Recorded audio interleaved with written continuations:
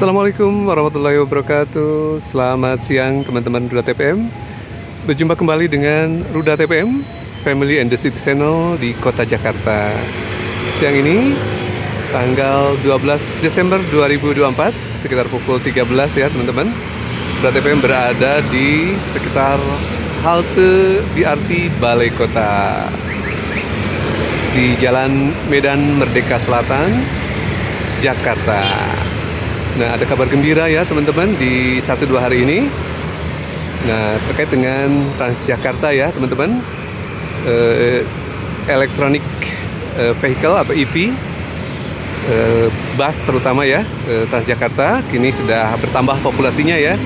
Yang semula di era Pak Anies Baswedan 100 unit bus di tahun 2022 dan 2023 ya populasinya, kini bertambah baru ya, sejumlah 200 unit EP bus Transjakarta, sehingga totally menjadi 300 unit bus segera akan mengaspal di Jakarta. Akhirnya sejak 2022 lalu berarti sudah 2 tahun ya,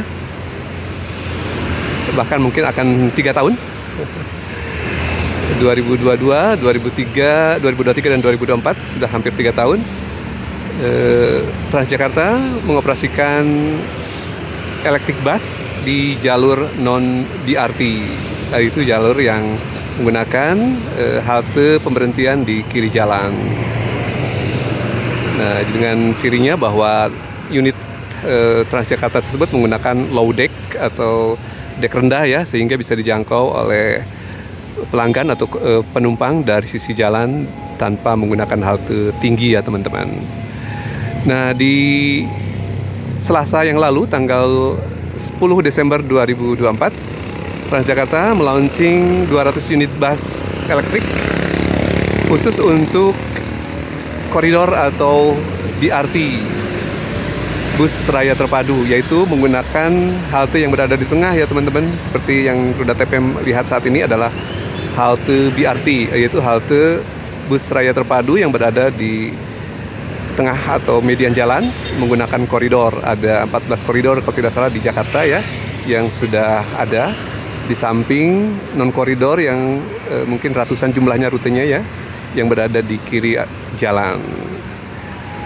Populasinya dengan 300 unit ya tentu saja cukup banyak ya, karena mungkin di kota lain selain Jakarta belum ada yang semasif ini ya teman-teman.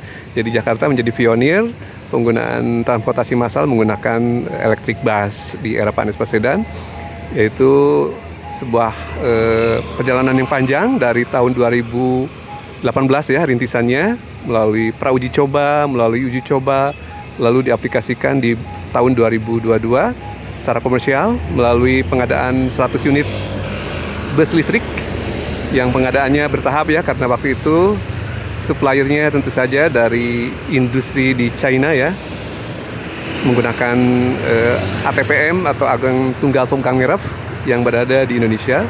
Salah satunya grup Bakri ya, VKTR ya, PKTR Teknologi Mobilitas TBK, yang meluncing 30 unit waktu itu di bulan Juli kalau tidak salah ya 2022 atau April 2022 ya, yaitu sejumlah armada bus BYD atau BYD ya 30 unit. Kemudian di tahun berikutnya tahun 2023 ada tambahan 22 unit. Kemudian ada juga untuk tambahan unit ini merupakan operator Mayasari ya, dan ada juga tambahan unit berikutnya untuk BMP ya, Biang Lala Metropolitan menggunakan merek Golden Dragon atau SAG ya. Dan selanjutnya ada juga tambahan berikutnya Skywell yang dioperatori atau dioperasikan oleh Damri ya teman-teman. Nah, jadi 200 unit tambahan baru ini operatornya ada Damri ya teman-teman, ada juga Biang Lala Metropolitan, dan Yang terakhir pendatang baru ada Sinar Jaya yang menggunakan bis BYD juga ya teman-teman. Jadi populasinya ada kurang lebih berarti ada 4 ya teman-teman, merek yang sudah beroperasi atau akan beroperasi di Jakarta. Ada BYD, ada Zongtong, unitnya berada di Damri ya, di perusahaan Damri. Ada juga Skywell di Bianglala Metropolitan, dan BYD juga dioperasionalkan oleh pendatang baru yaitu Sinar Jaya. Nah, ini menjadi tantangan atau inspirasi bagi kota-kota lain ya teman-teman, yang tentu saja belum menggunakan EV di jalur transportasi massalnya. Jadi sebuah contoh yang baik bagi kota-kota lain, di mana Jakarta sudah sustain, sudah berkelanjutan ya. Launching 100 bus, lalu diikuti dengan launching baru 200 unit, sehingga populasinya menjadi total 300 unit.